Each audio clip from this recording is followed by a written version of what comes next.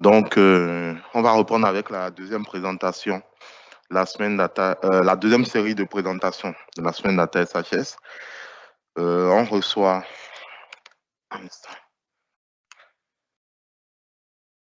Donc, cet après-midi, on aura 3 présentations.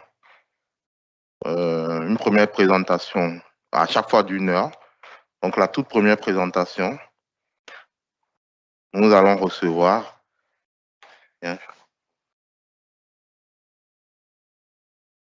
Selena, Madame Toniassi, je ne sais pas si je prononce bien, qui va nous présenter, qui vient du laboratoire Simeus, et qui va nous présenter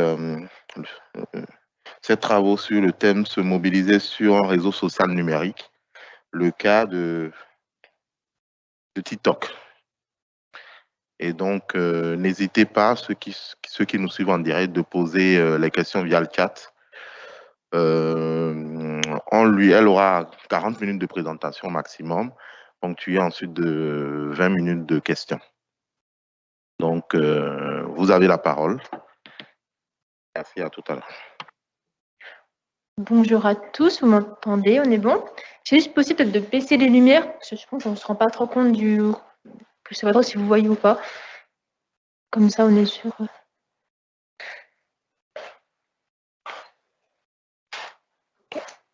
Petite ambiance intimiste. Du coup, bonjour à tous et à toutes. Merci du coup de me recevoir aujourd'hui. Donc, je remercie la plateforme universitaire de données d'avoir organisé cette journée, de nous avoir permis donc de présenter nos recherches. Également, donc tous les partenaires, l'UBFC, le CNRS, Progedo ou encore le Réseau national des maisons des sciences de l'homme. Donc, pour me présenter rapidement, je m'appelle Selena Toniassi, je suis en 3e année de thèse. Je suis en sciences de l'information et de la communication. Je suis rattachée au laboratoire Simeos, donc ici à Dijon. Mais je suis sur Besançon car je suis chargée de cours du coup à l'université de Besançon. Pour vous présenter assez rapidement ma thèse en général, je travaille donc sur les processus de publicisation des discours féministes. Et aujourd'hui, plus précisément, je vais vous parler donc d'une partie de ma recherche qui va s'appuyer sur des données issues des réseaux sociaux numériques. Et donc, on va discuter, voir les problématiques qui peuvent y être liées, les différentes techniques pour essayer d'y remédier. Donc, voilà. Tout d'abord, je vais vous contextualiser un peu mon sujet de recherche. Je travaille, donc, comme je l'ai dit, sur le féminisme. Je vous propose aujourd'hui qu'on s'accorde sur une définition assez rapide et assez simple du féminisme, de partir du principe que c'est donc la lutte pour l'égalité entre les hommes et les femmes. Donc, pour vous contextualiser un peu plus globalement, mon étude s'inscrit dans donc, la 4e vague du féminisme. Donc, du coup, qu'est-ce que c'est la 4e vague du féminisme? En fait, pour le comprendre historiquement et sociologiquement, et également pour contextualiser des faits sociaux, on a découpé le féminisme en différentes vagues. Vous avez donc la première vague qui commence donc à la fin du 20e, début du 20e, qui avait donc pour vocation de lutter pour des droits administratifs. Donc ça va être par exemple l'acquisition du droit de vote en 44, ou encore en 1924, avoir un bac équivalent entre les hommes et les femmes. Pour la seconde vague, celle-ci prendra effet dans les années 60. Elle commencera aux États-Unis avec la publication de l'ouvrage de Betty Friedman, donc en 63, La femme mystifiée. Et ensuite, vont donc revenir dans cette deuxième vague des thématiques focalisées sur la sexualité ou encore la place de la femme dans la famille. Donc, par exemple, en France, ça va se traduire par, en 67, la loi pour le droit à l'avortement, ou encore en 75, la loi Veil pour l'avortement. Ensuite, dans les années 80, on va passer à ce qu'on appelle la 3e vague du féminisme, qui aura eu plus d'impact aux États-Unis qu'en France. Et donc, dans cette 3e vague, on va parler de thématiques liées aux femmes racisées, aux femmes homosexuelles, aux travailleuses du sexe. Et va donc arriver la notion d'intersectionnalité. Donc, ça va être le fait de prendre en compte qu'un individu peut subir plusieurs formes de discrimination en même temps. Donc, ça va être par exemple racisme, homophobie, sexisme, homophobie, ce genre de choses. Et enfin, on arrive donc dans la 4e vague du féminisme, qui est celle dans laquelle s'inscrit ma recherche, qui a commencé donc dans les années 2010 et qui a des thématiques liées aux violences sexuelles et sexistes. Et elle également, donc cette vague a caractérisé par l'émergence de la notion de culture du viol à niveau international, alors qu'avant, c'est des concepts qui étaient beaucoup plus limités à des sphères féministes américaines. Alors, donc, les caractéristiques donc, de cette quatrième vague, c'est le fait qu'on va parler d'un féminisme connecté. C'est-à-dire, avec les nouvelles technologies de l'information et de la communication, ça va permettre à ces groupes féministes, en fait, du coup, de se rapproprier d'autres outils et de les utiliser, du coup, pour servir leur cause et toucher des publics qui seront moins acquis à la cause féministe en premier lieu. Car il faut également garder en tête que donc, cette période, ça s'inscrit également le fait que le militantisme a subi ce qu'on appelle une mutation, car car en fait, on est dans une société avec une montée de l'individualisme et également où le temps de loisir va prendre le pas sur le temps de militant. Et donc, le militantisme a dû se réinventer et proposer des formes beaucoup moins contraignantes et beaucoup moins impliquantes afin de toucher des populations. Donc, dans ce contexte, on peut se questionner quel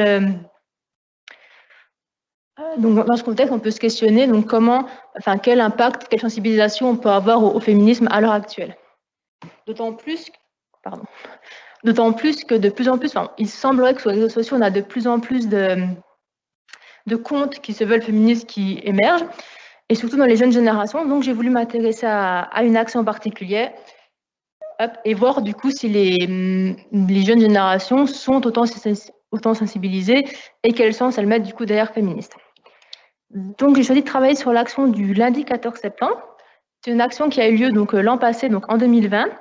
L'élément déclencheur est donc la publication que vous voyez donc à l'écran, qui a été publiée le 10 septembre 2020 donc sur un compte Instagram, qui faisait donc référence à une affiche qu'une jeune lycéenne a vue devant son lycée. Donc, comme vous pouvez le voir, avec écrit dessus tenue correcte exigée, avec donc interdiction des crop tops ou des jupes ou des shorts.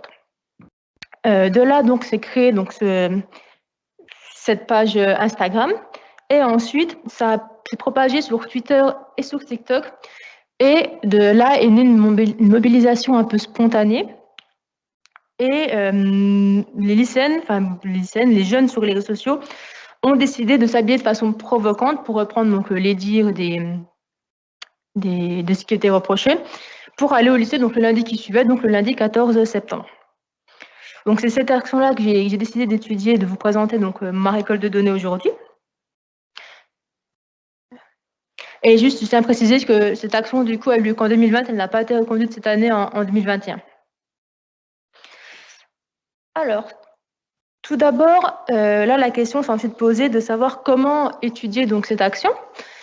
J'ai réfléchi et j'ai voulu du coup m'intéresser aux instances émettrices, donc voir qui était à l'origine de ces vidéos, qui sont les personnes derrière. C'est donc posé à moi le choix de savoir quel support étudier. Il y avait donc Instagram, comme je vous l'ai dit, Twitter ou encore TikTok. J'ai décidé de me focaliser sur TikTok, simplement parce que c'est un réseau social relativement jeune, avec très peu d'études dessus. Et donc, j'ai souhaité il m'a semblé pertinent d'apporter ce nouvel outil d'analyse et essayer de voir, d'en voir les différentes portées qu'il pourrait avoir derrière. Alors, pour vous présenter rapidement donc, ce réseau social numérique, il a été créé en 2016, mais TikTok, comme on le connaît à l'heure actuelle, date de 2018, qui est donc la fusion entre Musical.ly et TikTok, donc deux applications qui ont été rachetées par ByteDance pour former une seule et même grande communauté et du coup avoir un gros impact. C'est un réseau social qui a bien explosé, notamment avec le premier confinement l'an passé, parce que du coup les gens se sont retrouvés chez eux et tout le monde a fini sur les réseaux sociaux. Ils ont d'ailleurs noté plus de 65 millions d'utilisateurs en plus durant le mois de mars 2020. Donc pour donner, c'est assez d'utilisateurs actifs, pardon. Je vais vous montrer un peu plus.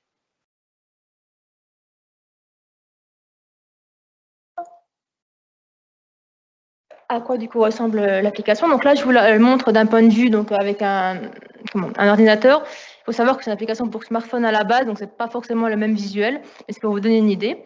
Donc vous avez ce qu'on appelle donc le fil d'actualité. Vous allez avoir donc ça s'appelle les pour toi. Ça va être donc toutes les vidéos les plus likées, les plus vues qui vont apparaître là-dedans.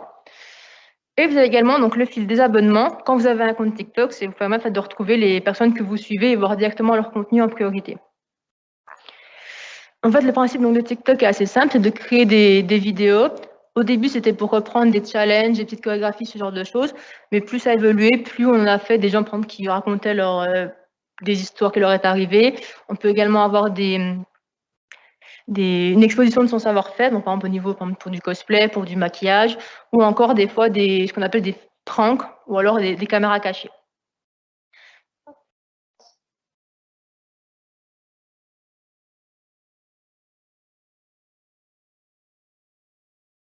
Excusez-moi, et c'est tout bon, on est reparti.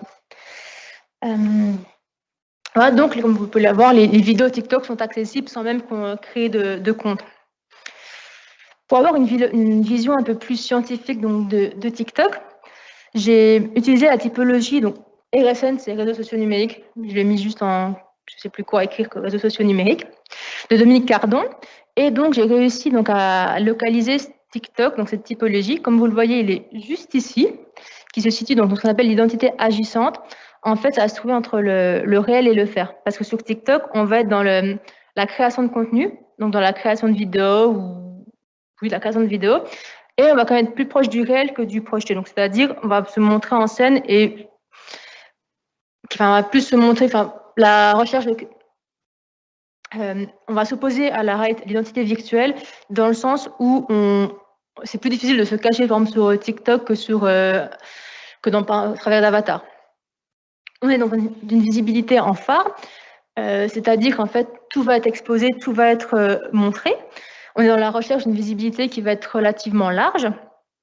Et donc, ça a été le côté d'attirer donc le plus de visibilité à soi. Au niveau du système relationnel, on est dans ce qu'on appelle le bridging, donc de bridge en anglais, faire établir des ponts. On ne va pas être dans une optique comme Facebook, où on va plus chercher ses amis, asseoir et renforcer sa communauté sociale. Là, on va plus être dans l'optique de développer des ponts avec des personnes qu'on ne connaît pas, mais qui pourraient être sensibilisées par les mêmes thématiques, avoir les mêmes loisirs, les mêmes centres d'intérêt. On est donc sur TikTok dans une mise en scène de soi qui est relativement forte. C'est ce qu'on appelle donc du personal branding. En fait, c'est le fait d'adapter des techniques marketing à des êtres humains, simplement. Donc, maintenant que je vous ai présenté donc, ce réseau social numérique, on peut se questionner quand on voit quelque chose comme TikTok où il y a beaucoup de mise en scène de soi, beaucoup ce côté se montrer, être dans la recherche de visibilité. On peut se questionner comment un tel outil peut être utilisé comme outil militant.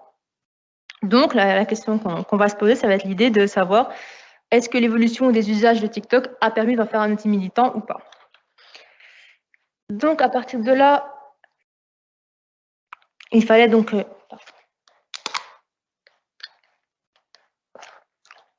que je constitue mon corpus pour pouvoir travailler dessus.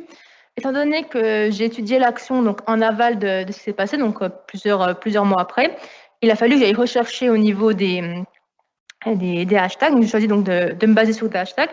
Plusieurs ont été utilisés. Comme vous pouvez le voir, vous avez donc le 14 septembre 2020, 14 septembre, lundi 14 septembre, lundi 14 septembre 2020, ou encore le 14 septembre. 14 septembre. Alors, on va beaucoup pour le lundi 14 septembre 2020, car il n'y a même pas eu 5000 vues au niveau du hashtag. Comme vous pouvez le voir, donc le premier a eu 4,3 millions de vues. Le second, on a eu 3,7. Pour le troisième, on est sur 35,4 millions de vues. Et enfin, pour le dernier, on est sur 37 millions de vues. Donc, mon choix, après, c'était entre le lundi 14 ou le 14 au niveau du hashtag de référence. Je suis partie sur le lundi 14 septembre, simplement parce que c'est le nom, en fait, qui a été donné repris dans les médias et également repris dans les associations féministes. Et donc, ça m'a paru plus pertinent de prendre ce hashtag-là. D'autant plus qu'il était spécifique à l'action, alors que l'autre hashtag peut avoir des vidéos un peu plus différentes de l'action. D'autant plus qu'une fois allée chercher donc, au niveau du hashtag lundi 14 septembre, on était donc à plus de 30 millions de vues, comme je vous le disais, mais je me suis retrouvée face à donc vous pouvez le voir vraiment, j'ai eu plus de 1000 vidéos. Donc là, c'est poser la question de comment les traiter, sachant que je suis toute seule en thèse, donc il faut bien pouvoir traiter tout ça. J'ai donc décidé de me focaliser uniquement sur les 100 premières vidéos, car à elles seules, elles représentaient quand même plus de 100 000 commentaires, plus de 3,7 millions de likes, et également plus de 20 millions de vues. Donc on est à plus de la moitié des... On est à plus de la moitié des vues totales sur le hashtag. Donc, une fois donc, avec ces bases pour créer mon terrain, il a fallu donc, que je constitue donc, mon corpus et également que je récolte les métadonnées qui peuvent être qui gravitaient autour. Donc là, je vous affiche à l'écran sur quoi je me suis basée pour pouvoir récolter donc, toutes ces informations. Donc, le numéro de la vidéo, en fait, c'est l'ordre dans lequel je les ai récupérées simplement et pour pouvoir me retrouver après et retrouver les vidéos dans tous mes dossiers.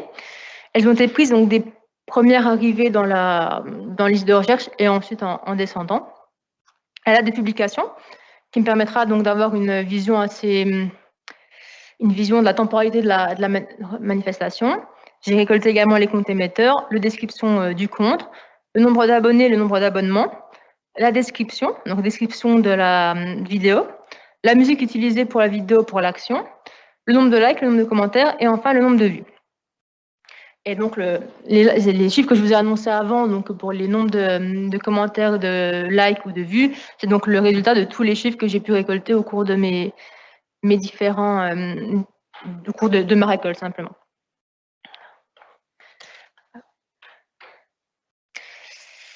Donc là, j'étais au début partie donc plus sur des données quantitatives au niveau de l'analyse, sauf qu'il y a un problème avec les réseaux sociaux quand on les étudie, c'est leur dimension en fait relativement versatile. En fait, un réseau social n'est pas un terrain figé. Surtout, c'est des spécificités en sciences de l'information et de la communication, c'est qu'on crée nous-mêmes notre terrain, c'est à nous donc de bien le borner, de le délimiter et de contrer du coup les différents changements qu'il peut y avoir. C'est notamment donc sur les réseaux sociaux numériques, on peut modifier les informations dessus, on peut supprimer son compte, se faire bannir, ou encore supprimer l'espace commentaire, supprimer il y a beaucoup de choses qui peuvent modifier. Donc c'est des choses à prendre en compte dans mon étude. C'est pour ça que je me retrouve obligée du coup de faire du quanti et du quali pour pouvoir essayer de parer à ces différentes problématiques. J'ai donc décidé de figer ma récolte un an après. Donc la récolte s'est effectuée entre août 2021 et septembre 2021, donc un an après.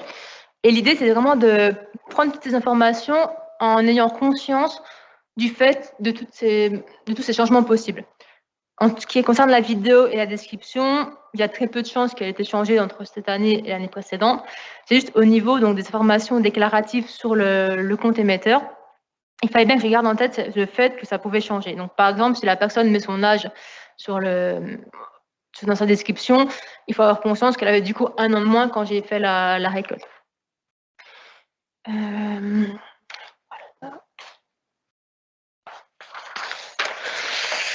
Du coup, je vais vous présenter également deux grilles d'analyse qui sont que deux par rapport à celles que je vais créer, que je vais continuer de travailler dessus et que je mets en place. Je vais vous présenter tout d'abord celle que j'ai prise donc, pour la description du compte et l'autre qui sera donc pour la description de la vidéo. Sachant qu'il y aura beaucoup plus de grilles, comme je vous le disais, j'aurai donc des grilles pour faire de l'analyse vidéographique. J'aurai également des grilles pour analyser les musiques choisies ou encore peut-être les pseudos. Là, je vous présente donc mes deux principales. Donc, tout d'abord, la description du compte. En fait, donc l'idée de cette analyse, donc on va faire de l'analyse de contenu, ça va être en fait de découvrir qui est à l'origine de ces vidéos et essayer du coup d'en avoir une représentativité et un peu des schémas un peu types. Donc au niveau donc, de mon matériel ensuite, mon objectif c'est vraiment de récolter des informations déclaratives afin de pouvoir faire donc des profils types et des stéréotypes des personnes qui se seraient engagées dans cette action et voir un peu s'il y a vraiment un profil type qui revient ou si ça a des formes plus lambda. Je voulais également m'intéresser à ce qu'on appelle l'identité calculée. En fait, l'identité calculée fait partie des éléments qu'on utilise pour décrire une identité numérique. Ça va être tout ce qui va être de l'ordre de la communauté, ça va être le nombre de likes, ça va être le nombre de communautés que vous allez avoir, ou encore les mentions, les commentaires. Donc, c'est vraiment un point de vue donc, très, très informatique, si je peux dire.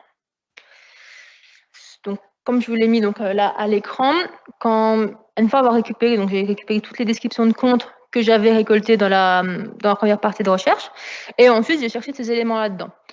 Donc tout d'abord, j'ai ce qu'on appelle un compte relié. En fait, les comptes reliés, ce sera donc uniquement sur les sur TikTok version application pour smartphone, vous avez un petit bouton qui en fait permet de directement vous relier à Instagram ou éventuellement également à YouTube.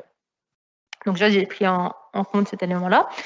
Ensuite, je l'ai séparé avec un lien vers un autre réseau social.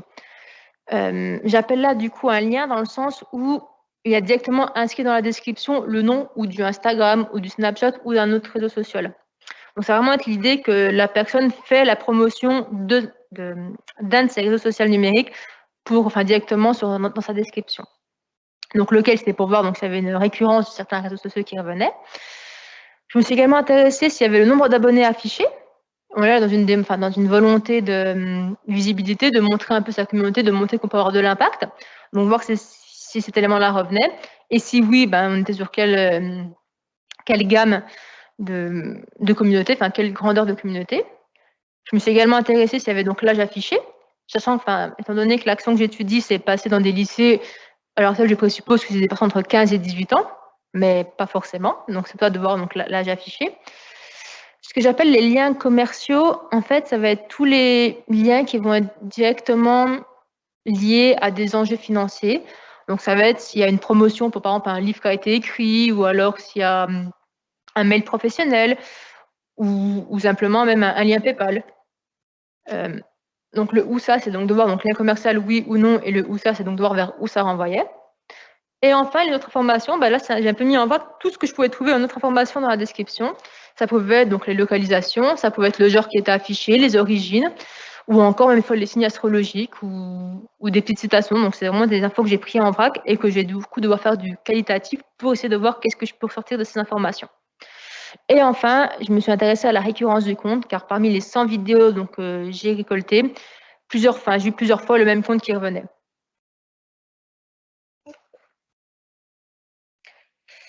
Alors, c'est juste poser une problématique au niveau de l'âge. Donc, outre le fait, comme je disais auparavant, que l'âge peut changer par rapport à la moment où je l'ai récolté. Également, pour s'inscrire sur TikTok, on a besoin soit d'un compte Facebook, d'un compte Google, d'un compte Twitter, ou alors d'un numéro de téléphone, d'une adresse email. Une fois qu'on a choisi un téléphone ou adresse email, on a juste la date de naissance à remplir. C'est normalement, TikTok met dans ses conditions d'utilisation pas avant 13 ans. Cependant, il n'y a aucune façon de vérifier, la plateforme ne vérifie absolument pas l'âge. Donc, même si je suis partie du principe que mon corpus, il n'y aura pas des personnes de moins de 13 ans, potentiellement, c'est possible que je me retrouve avec des comptes de personnes ayant moins de 13 ans. Également, l'autre problématique qui se rend compte, c'est que par rapport à Facebook, on peut remplir beaucoup d'informations et que la plateforme nous demande beaucoup d'informations. Sur TikTok, on ne demande que l'âge, on ne va pas nous demander où c'est qu'on habite, on ne va pas nous demander qu'est-ce qu'on fait dans la vie, ce genre de choses. Je pense que vous avez tout simplement vu quand on faisait les comptes Facebook à l'époque, il y avait beaucoup d'informations à remplir. Donc, il faut que je garde en tête que les informations déclaratives vont être vraiment très minimes sur TikTok et ça va être compliqué dans un premier temps, surtout avec du quantitatif, d'essayer de savoir qui c'est que j'ai en face de moi dans ces vidéos.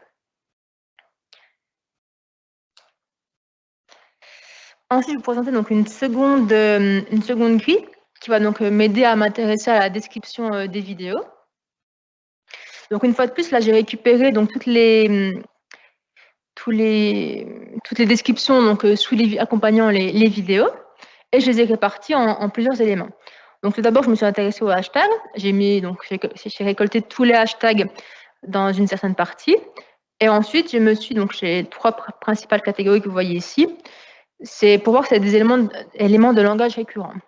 Donc, je me suis intéressée à la thématique du corps, à la thématique du choix, à la thématique du militantisme. Pourquoi du corps? Car comme je vous l'ai dit tout à l'heure, l'action, c'était la volonté de s'habiller comme on voulait. Donc, je me suis dit, habit, corps, allons voir que ça a des choses au niveau du corps. Au niveau du choix, comme je dis, c'est la liberté de s'habiller comme on veut. Donc, voir si cette volonté de choix revient dans les descriptions, si vraiment ça tient à... C'est un élément qui va revenir de façon récurrente dans les personnes qui ont publié ces vidéos. Et enfin, vu qu'à la base, c'est censé être une action militante, je me suis intéressée à voir si des mots-clés du militantisme allaient revenir. Donc, ça peut être simplement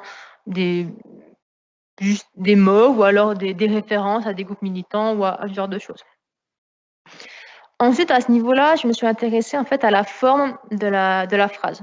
C'est-à-dire qu'il faut avoir une phrase déclarative, donc si la personne explique simplement un fait, une phrase exclamative pour montrer son engouement, ou alors une phrase interrogative qui, donc dans de nombreux cas, en fait, a pour vocation d'ouvrir un dialogue avec sa communauté. Ça va être par exemple, et vous, allez-vous y participer? Que pensez-vous de ma tenue? Quelle tenue me conseillez-vous? Comment allez-vous vous habiller? Donc en fait, cette optique-là, donc de poser une question, c'est pour avoir donc des réponses et donc d'augmenter son nombre de commentaires. Donc c'est pour ça que je l'ai également noté ici.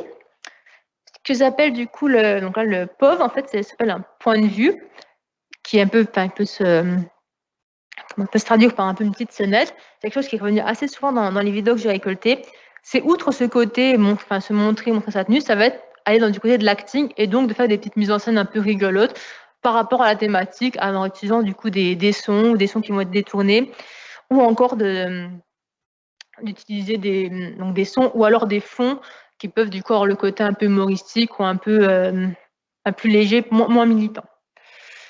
J'ai également donc récolté tout ce qui était emoji, voir s'il y avait donc des emojis particuliers qui revenaient, s'ils étaient récurrents ou non. Si des fois il y avait également, s'il y avait des fois une absence d'emojis.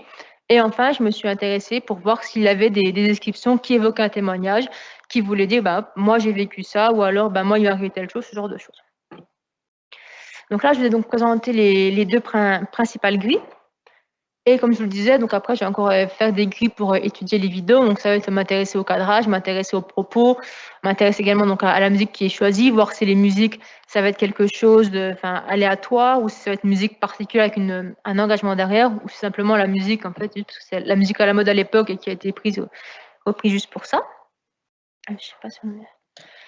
Ok, je ne suis pas trop assez dans les temps. Je peux vous présenter quelques sélections des premiers résultats.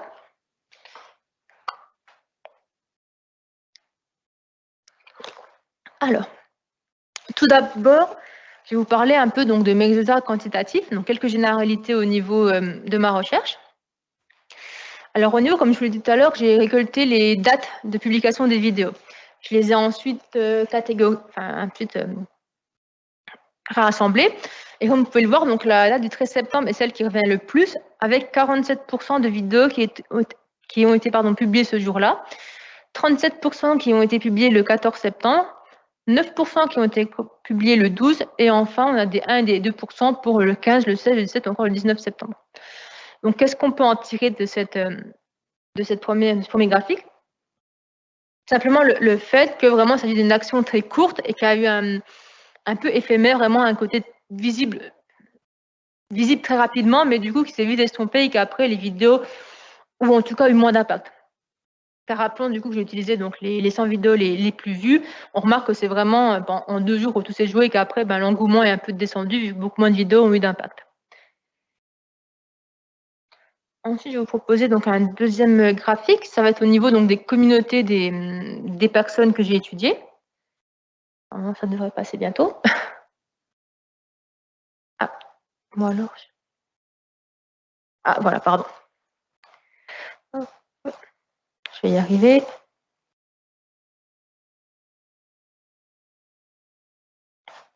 Ok.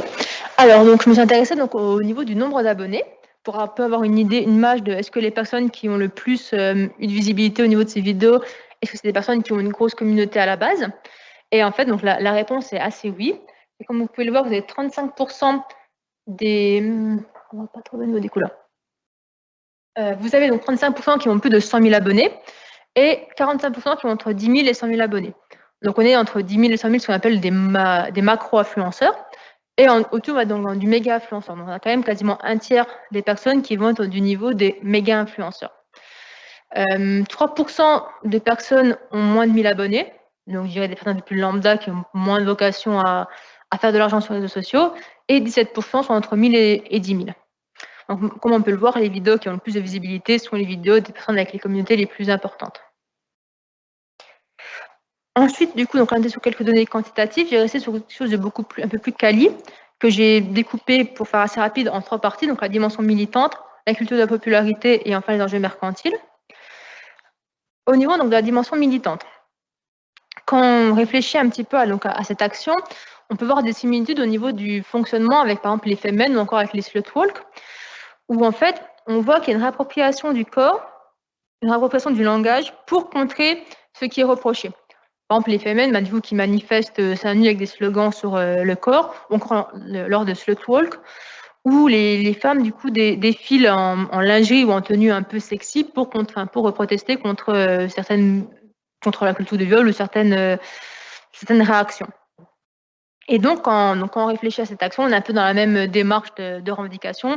Utiliser donc ce qui est reproché, donc ici des habits courts, et les utiliser pour en faire une démarche militante. D'autant plus que depuis plusieurs années, on remarque chez les jeunes générations que le féminisme peut avoir cette image également de femme sexy, si je peux dire, et glamour, et que ça peut totalement, à l'heure actuelle, pour les jeunes générations, il n'y a absolument pas de décalage entre le fait de se mettre en valeur ou d'être un peu sexy et d'être quand même féministe. Donc, au niveau, la démarche, on était donc dans cette optique-là. Cependant, quand je me suis intéressée au hashtag propre militantisme, il n'y a pas eu tant que ça. Comme vous pouvez le voir, le hashtag sexisme est revenu 14% de fois. Le hashtag féministe est revenu seulement 1% de fois. Et enfin, le girl power est revenu 3%.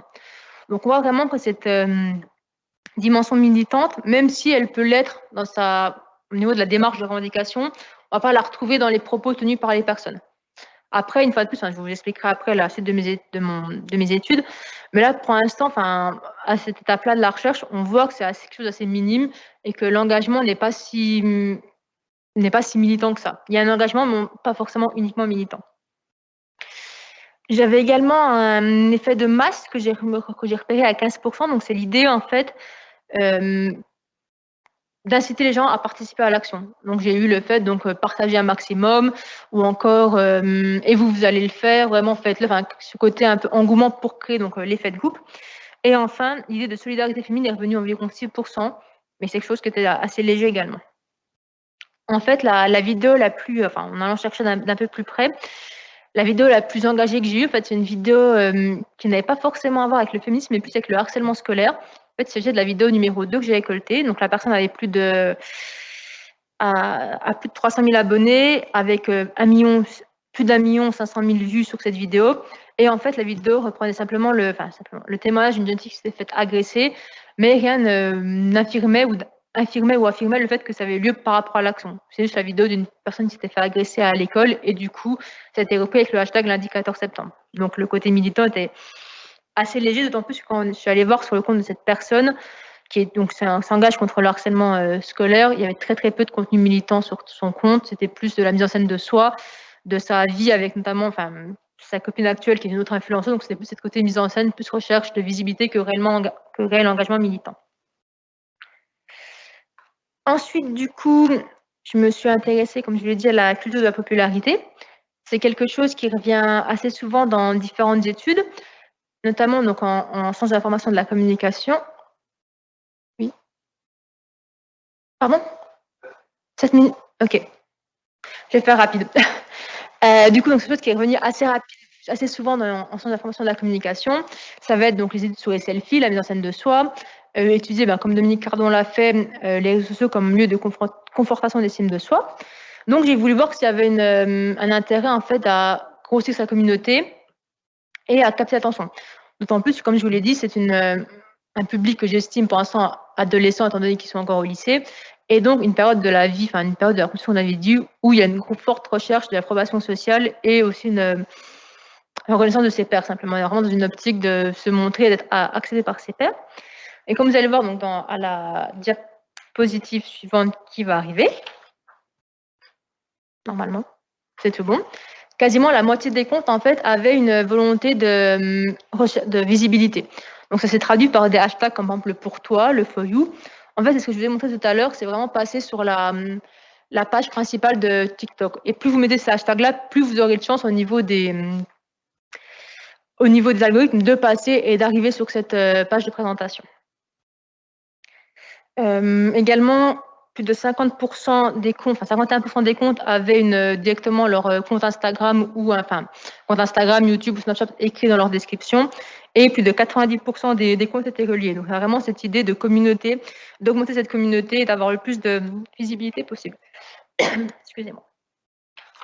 Et enfin, du coup, j'ai lié sur quelque chose qui est lié en fait à la culture de la popularité. Ça va être tous les enjeux mercantiles. Donc 59% des comptes ont au moins une vocation mercantile clairement affichée. Donc une fois de plus, quand je dis clairement affiché, c'est l'idée de vraiment avoir le lien PayPal directement en description, le mail pro, donc soit sur une adresse Gmail ou encore un mail d'une agence d'influence, un produit à vendre, donc ça peut être un livre ou encore des fois même des produits créés par la personne, ou enfin une promotion du contenu, donc dans l'idée d'inciter les gens à s'abonner, de leur dire abonnez-vous, pour avoir du coup augmenter cette communauté. Il faut savoir également, je ne suis pas trop parlé tout à l'heure, TikTok gagne de l'argent grâce à des publicités comme tous les réseaux sociaux numériques, mais également lorsque les abonnés font des dons, des cadeaux à des influenceurs ou influenceuses, TikTok prend une marge dessus. Donc dans cette optique-là, TikTok a tout à gagner à inciter ses utilisateurs à grossir leur communauté pour du coup avoir ces échanges de plus en plus. Car une fois de plus, même si 59% des comptes l'ont clairement affiché, ça ne veut pas dire que les 40% restants n'ont pas cette vocation du coup à vouloir faire grossir leur communauté, à vouloir avoir cette visibilité plus grande et du coup en développer plus d'enjeux.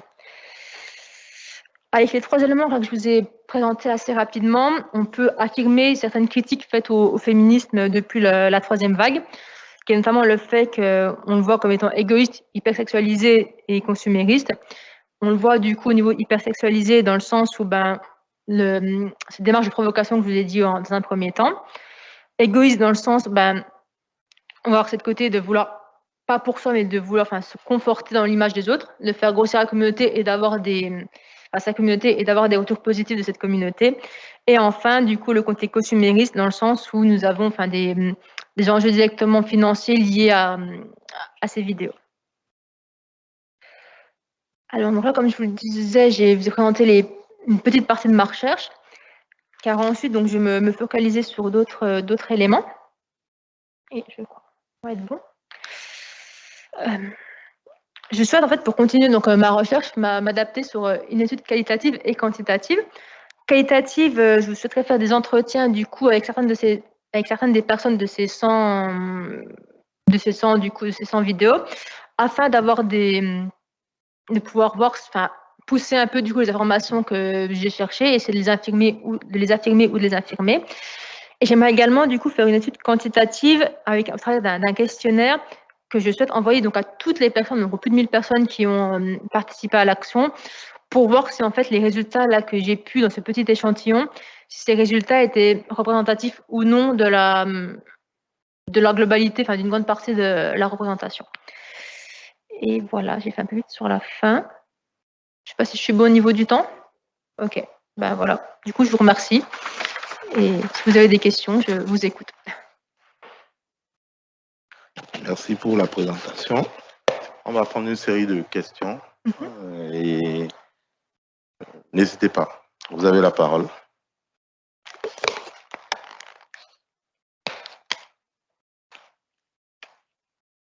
Oui.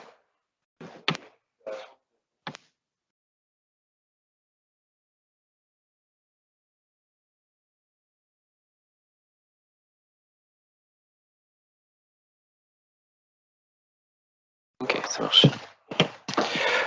Au niveau de la récupération des données sur TikTok, donc, pour récupérer toutes les métadonnées, il y a une méthode automatisée ou vous avez tout fait manuellement? Alors non, j'ai tout fait manuellement. Du coup, c'est ce qui a été un peu long. J'ai vraiment tout récolté. J'ai téléchargé la vidéo avec, je ne sais plus quel logiciel pour récupérer des vidéos TikTok, mais sinon tout a été pris de façon manuelle et ensuite tout mis dans un Google Sheet et hop, c'est parti. Ok, ça marche, merci. Je vous en prie.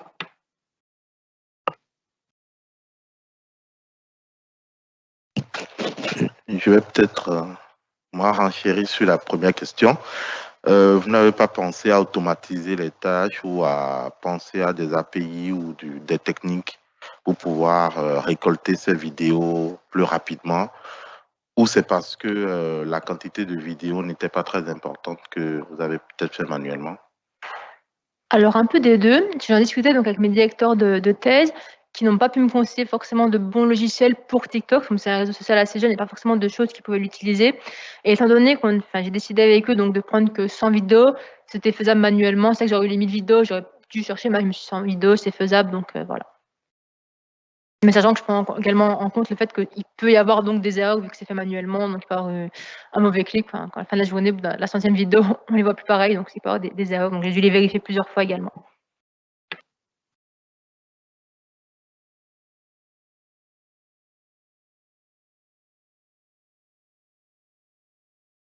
Oui, alors, une fois de plus, donc j'ai commencé il y a quelques mois vraiment d'être sur le terrain.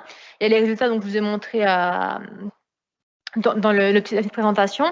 Mais pour l'instant, c'est vraiment plus, on va dire, un déblayage de terrain qui vont me permettre après de beaucoup plus affiner. J'ai vraiment dans une première étape de pouvoir un peu voir un peu les grandes lignes, vraiment essayer de déblayer, voir sur quoi je peux partir et essayer également de me recentrer pour pas non plus m'éparpiller partout et pas réussir à finir ma thèse, à vouloir aller à droite, à gauche et toujours. Donc là, je suis encore dans mis à part les données que je vous ai données, on est encore dans quelque chose d'assez jeune au niveau de la recherche.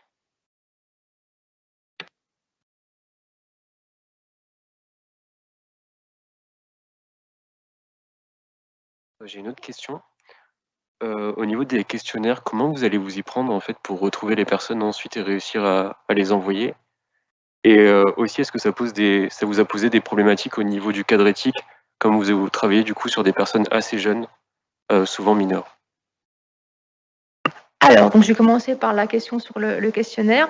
Donc en fait, je voulais simplement passer, pour l'instant, c'est quelque chose que j'ai réfléchi il y a pas très très longtemps, mais je souhaite en fait simplement leur envoyer, directement créer un compte TikTok, on va dire assez neutre, et par là, du coup, les contacter en message privé et leur envoyer, je expliquer ma démarche, leur envoyer au niveau du reste. Et au niveau du côté éthique, alors là, je serais un peu plus mitigée dans le sens où, pour l'instant, j'ai quand même beaucoup de personnes qui sont majeures dans ma récolte. J'ai très peu de personnes qui ont moins de 17, moins de 18, voire moins de 17 ans. Et également, je pars du principe que c'est public. Et si le compte est public, c'est c'est le risque un peu, si je peux dire. Donc, pour moi, une fois que ça a été passé dans le public, c'était... Alors, je ne sais pas si je m'exprime assez bien, mais c'est vraiment dans cette idée de... ça a été public, du coup, c'est accessible à tout le monde. Donc, aussi bien des gens comme moi qui vont juste vouloir les étudier, que malheureusement, des fois, des personnes moins bien intentionnées, si je peux dire. Donc, c'est une problématique de TikTok, que justement, des personnes moins bien intentionnées peuvent récupérer ces vidéos. Et voilà. Et en fait, c'est le travail des parents, du coup, d'éduquer, de voir ce qu'il y a derrière. Ok, merci. J'ai également encore une question ou deux en fonction des autres. Concernant les questions, puisque vous collectez des données qui concernent l'âge, le sexe, très probablement là le nom des individus. Donc pour les questions de type RGPD, est-ce que vous les traitez ou comment vous faites, ou TikTok donne le droit d'utiliser l'identité des personnes? Comment vous traitez la question d'un point de vue RGPD? Totalement compris votre question. Du coup, vous me demandez comment j'arrive à traiter les différences d'âge, les différences de genre, tout ça, comment je les stocke après? En fait, je vais recontextualiser. Le RGPD, c'est tout ce qui est tous les aspects de données personnelles. Quand on traite des données personnelles en général, on s'assure de respecter des règles dans la recherche et de protéger l'image des personnes et de pouvoir s'arranger, de pouvoir tellement agréger les données pour que les individus soient protégés. Donc, il y a un ensemble de règles. Et en fait, quand on prend comme ça les comptes des gens et qu'on utilise leurs vidéos et leurs comptes, est-ce que techniquement les gens sont prévenus? Est-ce qu'on les prévient pour dire, voilà, on va utiliser votre vidéo? Parce que le RGPD prévoit que les personnes puissent dire parfois non, c'est-à-dire on ne vous donne pas le droit d'utiliser notre vidéo. Donc la question c'est, là j'ai donné un seul aspect, mais il y a plein d'aspects autour de la question de protection des données personnelles. Donc, voilà. Alors, donc à ce niveau-là, les vidéos que j'ai récoltées ne vont pas être diffusées. Comme là, je ne vous ai pas diffusé de vidéos particulières.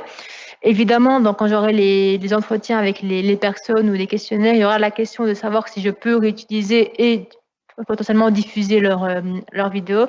Là, par contre, vu que c'est un travail, on va dire, un travail en amont, j'ai pas encore eu trop de cette problématique, étant donné que tout reste de façon très, très secrète. Pour l'instant, il n'y a que moi et quelques personnes qui ont accès, donc ça reste très minime. Donc, pour l'instant, la problématique, c'est pas encore posée, mais elle va être amenée à se poser. Et donc, comme je vous le disais, ça va être le fait de contacter les personnes et de voir qu'est-ce qui me laisse utiliser ou non.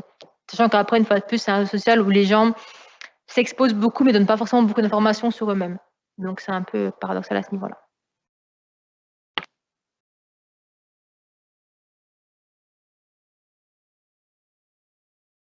D'autres questions? Est-ce qu'on a des questions dans le chat? Non.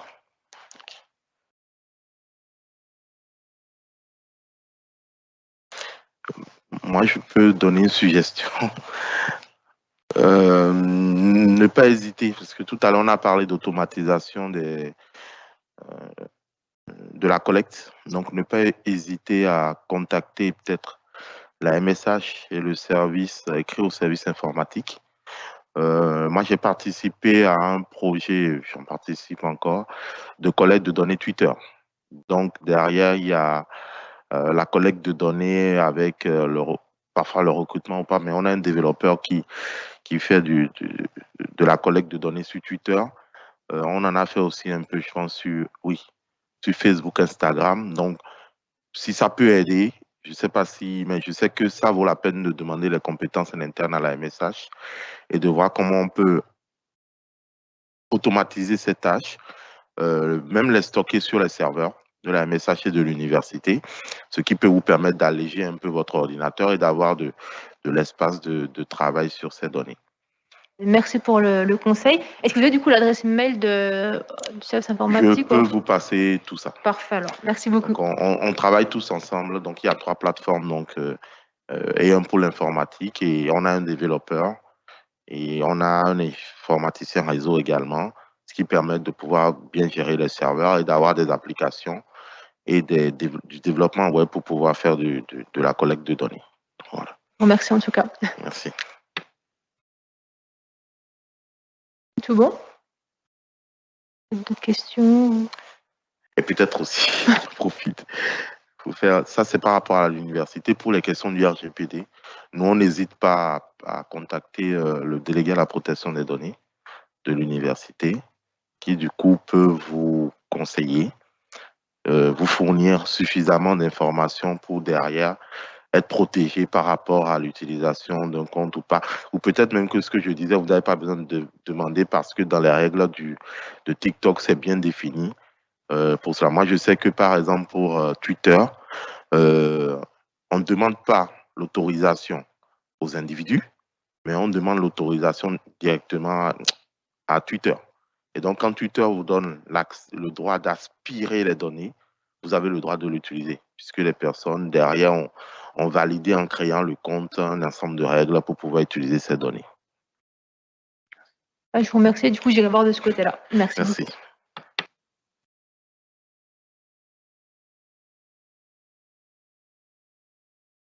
Il n'y a plus de questions.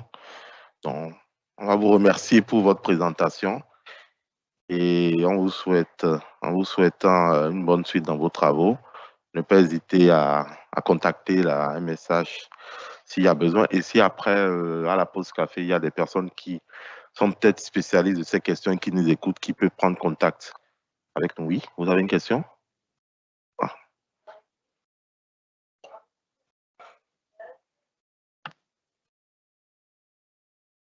Très bonne question. Alors, donc pour l'instant, j'ai l'accès au niveau des âges, c'est seulement ce qui a été mis dans les descriptions. Donc, si les personnes ont mis leur âge. Mais sinon, du coup, j'ai pas ça à l'âge des TikTokers et des TikTokeuses, pardon.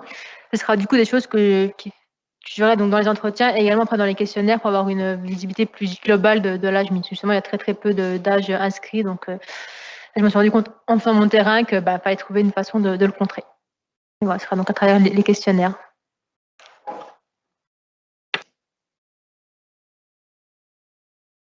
C'est fini? Ok. Merci pour votre présentation. À bientôt.